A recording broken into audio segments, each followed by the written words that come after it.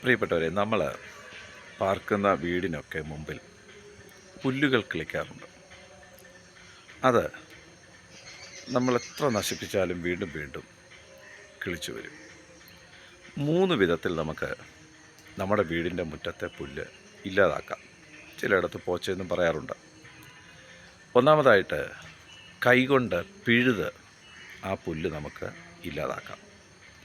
രണ്ടാമത് മൺവെട്ടി, തൂമ്പ, കൂന്താരി എന്നൊക്കെ പറയുമല്ലോ, ഇതുകൊണ്ട് നമുക്ക് ചിരണ്ടി നമുക്ക് ആ മുറ്റത്തെ പുല്ല് ഇല്ലാതാക്കാം. മൂന്നാമതായിട്ട് കളനാശിനി നമുക്ക് കിട്ടും. അതുകൊണ്ടടിച്ച് ഉണക്കി കളയാം.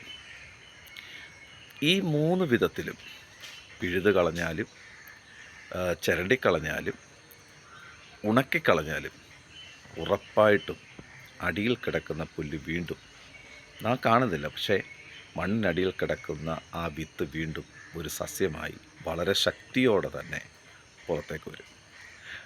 നമ്മുടെ ജീവിതത്തിൽ ഇതുപോലെ നമ്മുടെ കഴിവുകൾ, നമ്മുടെ ഉയർച്ചകൾ, അതുപോലെ നമ്മളാരുമായിട്ടെങ്കിലും ഒരു കുടുംബ സുഹൃത്തുക്കളായിട്ട്, അല്ലെങ്കിൽ സ്നേഹിതരായി, അല്ലെങ്കിൽ പ്രിയപ്പെട്ടവരായിട്ട് ഇങ്ങനെ സഹകരിക്കുന്ന, നമുക്കൊരാവശ്യം വന്നാൽ ഓടി വന്ന് സഹകരിക്കുന്ന ആളുകളുമായിട്ടുള്ള ബന്ധങ്ങൾ, സാമ്പത്തികമായ വിഷയങ്ങൾ, ഇങ്ങനെയുള്ള സാഹചര്യങ്ങളിലും ഇതുപോലെയുള്ള 3 അവസ്ഥകൾ നമുക്കുണ്ടാകാം.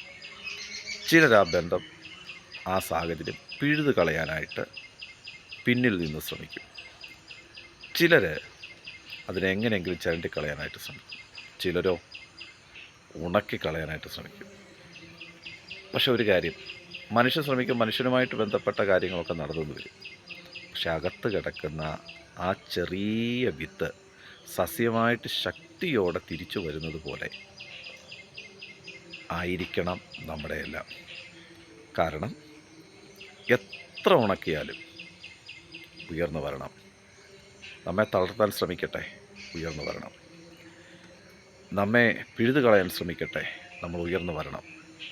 നിശ്ചയമായിട്ടും നമുക്ക് ഉയർന്നു വരാനായിട്ട് കഴിയും. 3 വിധത്തിൽ നമ്മുടെ ഏത് വളർച്ചയെ തകർക്കാൻ ശ്രമിച്ചാലും ആ 3-ൽ നിന്നും നമുക്ക് പുറത്തു വരാൻ പറ്റും. ചിലപ്പോൾ ചില നാളുകൾ വേദന അനുഭവിക്കേണ്ടി വരും, പക്ഷെ മാറ്റം ഉറപ്പാണ്. ദൈവം സഹായിക്കട്ടെ.